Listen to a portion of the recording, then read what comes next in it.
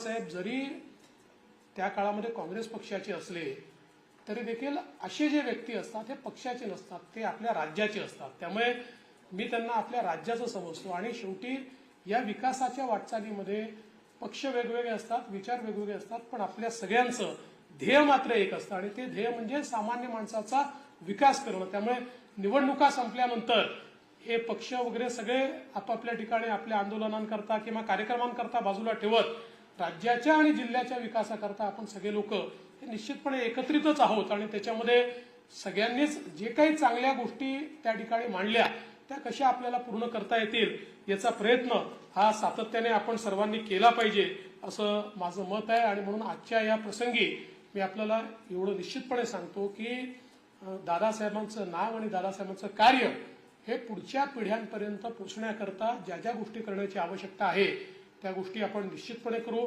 आपण एक गौरव स्मरणिका या ठिकाणी